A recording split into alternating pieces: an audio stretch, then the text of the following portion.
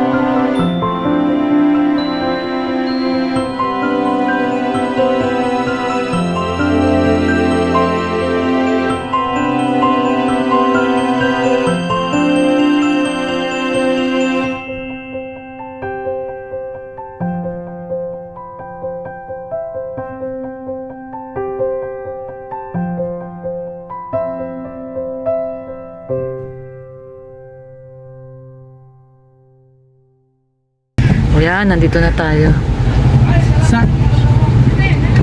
Saan po pwede?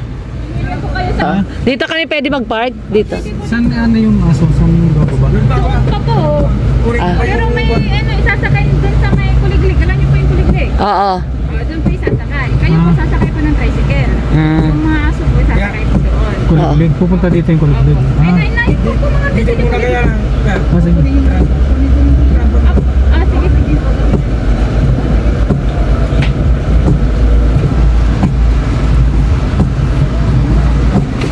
Ang ganda nito. Ano kaya to? Kinakain kaya yan? Kinakain yan, Daddy? Kinakain yan? Ngayon, okay na siya. Mas mabait yan. Sit. Colt, sit. Sit lang, Colt. Sit. Hindi kaya manibago sa bagong amo niya. Hindi yan. Hindi. Basta ano lang. Sabi ko nga, mas mapapaganda sila dyan eh. Kasi hindi naman namin sila naalagaan kasi nasa dait kami. Nasa dait na kami. Naiiwan lang sila dyan sa San Mateo.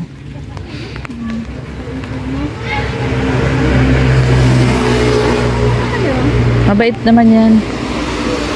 Tsaka na-train naman yan. Iaabot niya doon sa magiging bagong amo. Kailangan i-endorse niya eh. Para alam niya na yun na yung bagong niyang amo. Kasi may breed yan eh. Ano yung K9?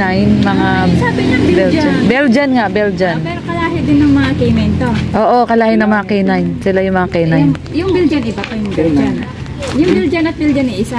Yung Belgian breed. Yung Belgian, yung breed. Yung K9, yung training mo. Yung mga malalaking aso. Yung mga ginagawang pang sa mall. Ito marunong to sa Pag-snip.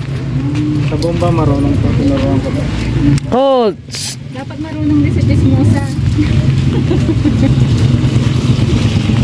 Colt, sit lang Colt, sit. Baka nauuhaw daddy. Ha? Sit lang Colt. Di sana matulog pa muna kayo dyan para ano. Ay, pupunta pa kami Bulacan eh. Pero mabait siya. Maganda yung place niya doon. Pinagawa niya. Papasok ka. Kuliglig. Saan ka nakuha yung kuliglig? Sa kanya din. Hindi. Ay, lumpas ang farm. Tahimik ko. Gano'ng kalayo? Dito. Okay lang naman. Hindi naman masyadong malayo. Kaso papasok na lang. Maraming puno dito.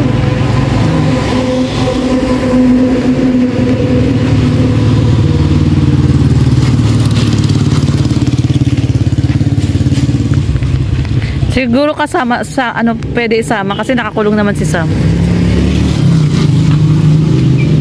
Hey, no. Tagal naman na ako. Colt, sit lang Colt. Sit lang Colt. Hoy, sit. Ano eh? Laki na daw.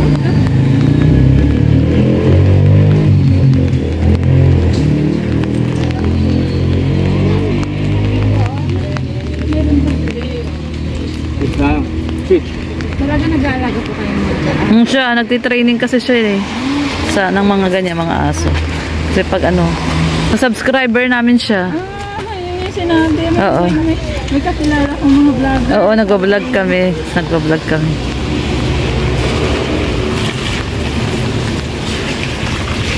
Okay lang naman yan yung sasakyan, no? Wala mang problema. Ang problema.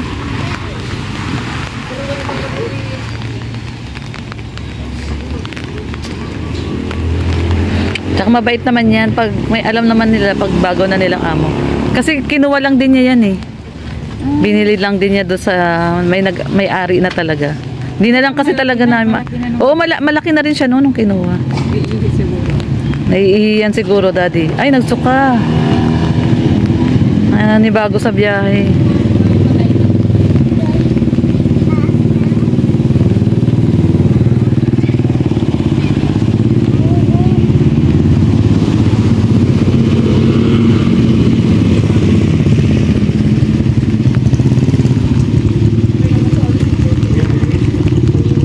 Naiihi.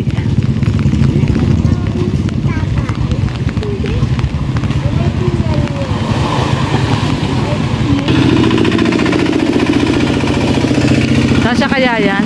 Ayun. Kasya yata. Oo, unahin mo na yung nakakulong. Si Sam muna, daddy, no?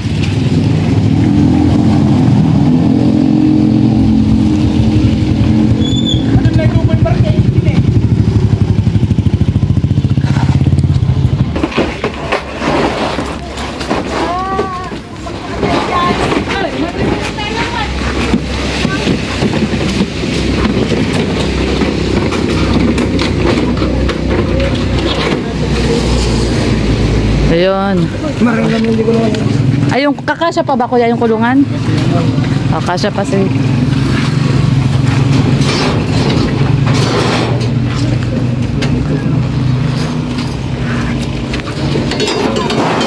Sino ang mag-aalaga?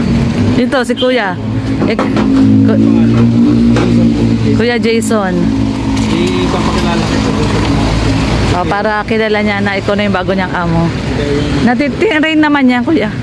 Mabait naman yan. Itong isang na to, marunong sa ano to, bomba. High-tech. Yun yung mga bomba. Yung mga dinadala sa mall, mga sleeping dog. Playboy magazine, bomba. Iyo, ito, isang to, makulit to. Kaya yan nakakulong. Mas malaki yan. Bata pa kasi yan eh. Aling gaga pa siya, malaro. Pero yung isa na yun, mabait yun.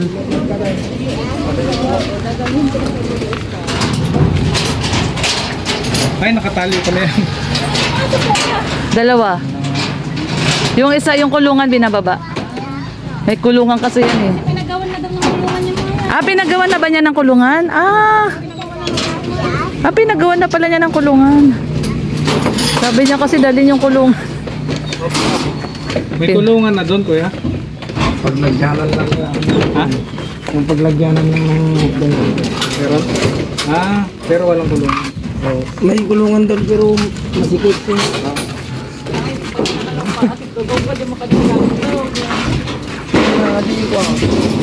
Colt!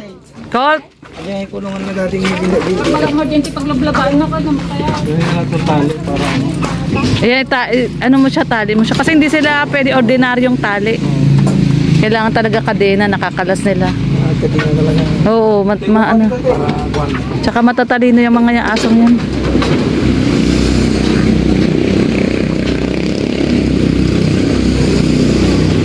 Mamaya mo na iabot sa kanya, makikita nila. Pinagpaligusan na dito niya. Sa pinagpaligusan na. Tatangin din ako. Ngayon kayo kulungan. Okay, unahin mo na. Unahin mo na ng buo. Palabas.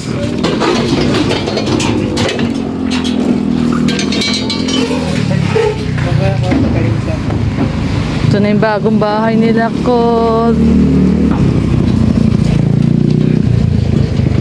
Sa tricycle. Oo. Kasama yan, yung tapakan yan.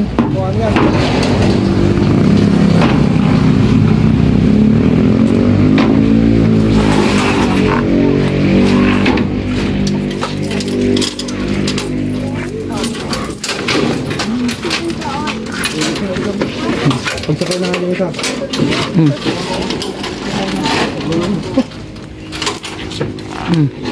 Sarado mo na.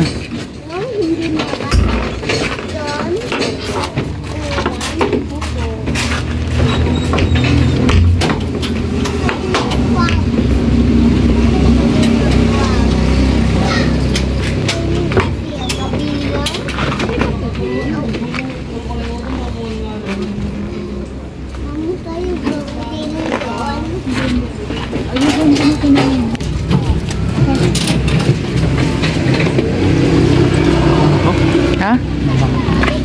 Nalak mo na? Yung harap nakalak na? Pagkano niyo may isa?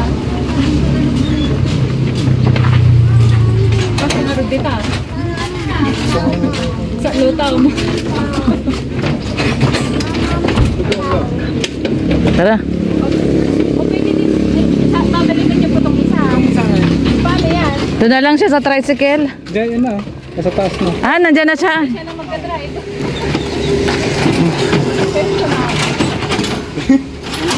Nakapwesto na siya. Up, up. Up, up, up. Colt. Dito. Colt. Dito, up, up. Samahan mo na lang sila, daddy. Tabihan mo siya dyan.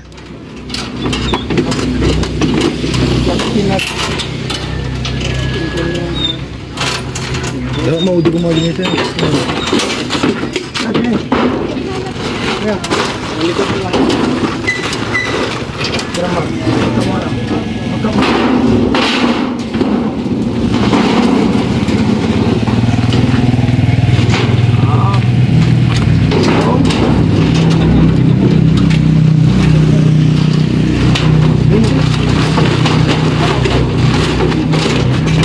Sit, lang dyan, sit.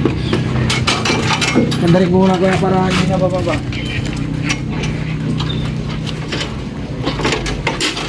Sit lang dyan.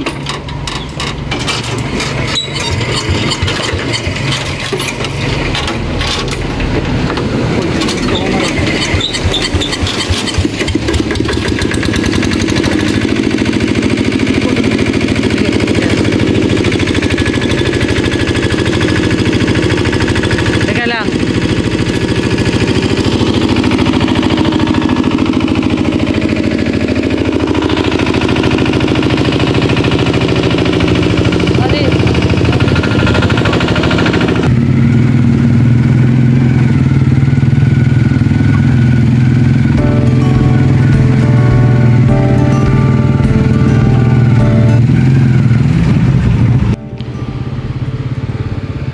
Ito na ang magiging bagong bahay nila Colt at Sam.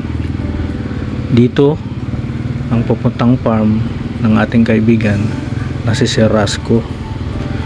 Kaya excited na rin ako na makita ang bagong titirahan nila Colt at Sam. Mukha namang peaceful at sariwa ang hangin, tahimik ang lugar na ito, kaya sigurado dito sila magkakaroon ng anak. Dahil sa Manila medyo stress sila, lagi silang sinasaway pag kumakahol, dagdagan pa ng mga pusa na takbo ng takbo sa kanilang harapan, kaya sila na-stress. Sigurado ako na dito sila magkakaroon ng pamilya. Ayan, dito sa farm ni Sir Rasco, napakarami pong kambing dito sa gilid.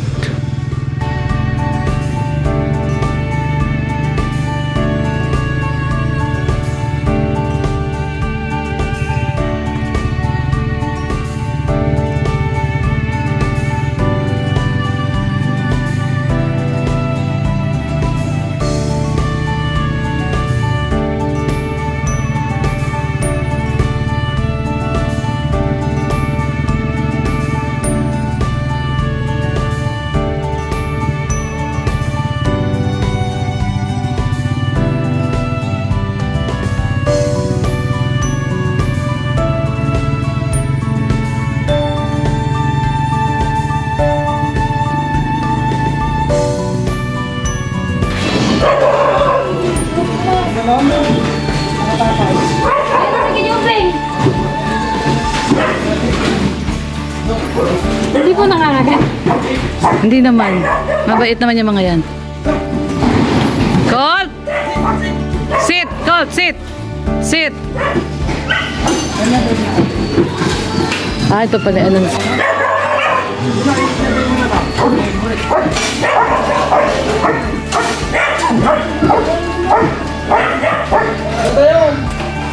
Uy, ni Jim, si Kwan nyo. Mabait yan. Nang kikis yan. Nang kikis. Colt! Colt, saan ito may Colt? Colt, oo. Pangalan niya Colt. Ayan, sit lang siya. Bait yan. Pag sabihin niyo, sit lang siya, sit lang siya. Ang makulit yung isa. Yung nakakulong, makulit yun. Oo, kasi hindi siya na-train. Ito si Colt. Sit, Colt! Sit!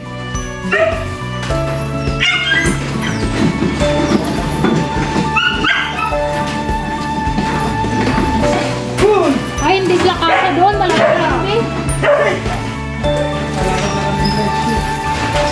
Sabi mo, kuya, sit. Sit! Tinitignan niya si Sam. Pero mabait yan.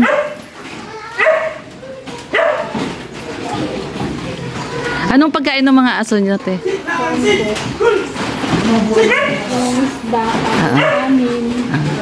Sila dog food sila. Dog food. Oo, yung top breed. Hindi sila kumakain ng ano. Ayun yung isa, oh. Mas malaki yun. Tsaka, yun. Kaya lang makulit yun, eh. Kasi, hindi siya kasi na-train. Yung si Colt na-train yun. Tingnan mo, oh. Tingnan mo sa mga nang tingin niya doon sa mga aso, oh. Yan si Sam yan. Si Sam na makulit. Babae yan. Oo, pag pwede nyo silang pagtabihin ni Colt para mabuntis siya. Hindi kasi siya, nung una nalaglag yung baby niya eh. Nabuntis na siya kaso. Sige.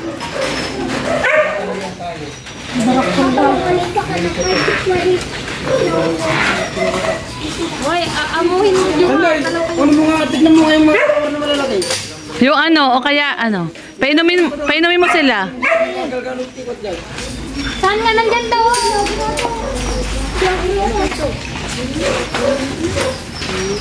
Sam, Colt. Yan, dito na yung bago nyong bahay.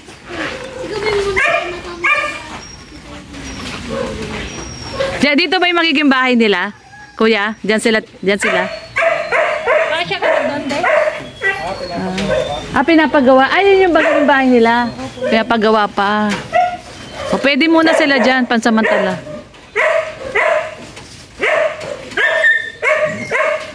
Tingnan mo si Sam mo.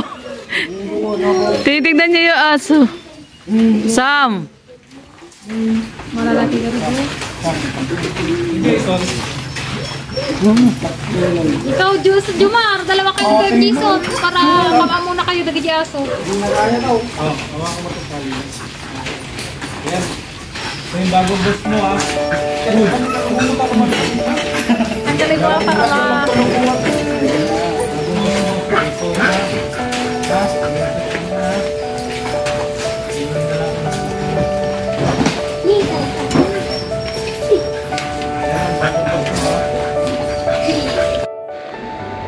Kung minsan, ito ang pinaka mahirap gawin, ang magpaalam sa ating mga kaibigan. Kaibigang napamahal na sa atin, katulad ni Sam at ni Colt.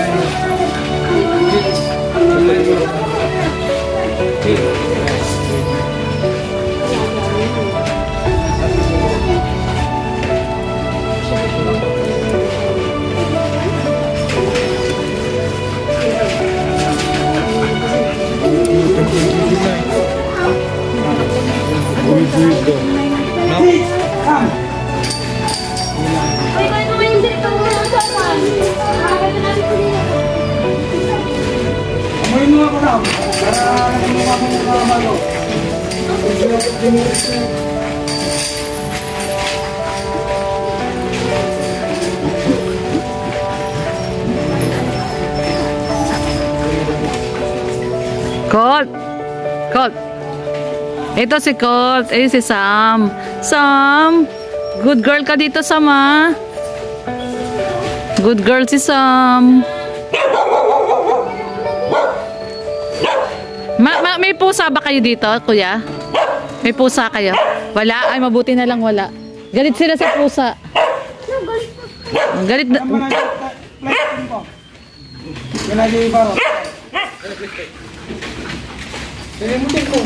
Meron kayong binili ng pagkain, no, te, no? Pag pinapakain namin sila alas 3 ng hapon. Isang beses lang, oo. Iyan na yan.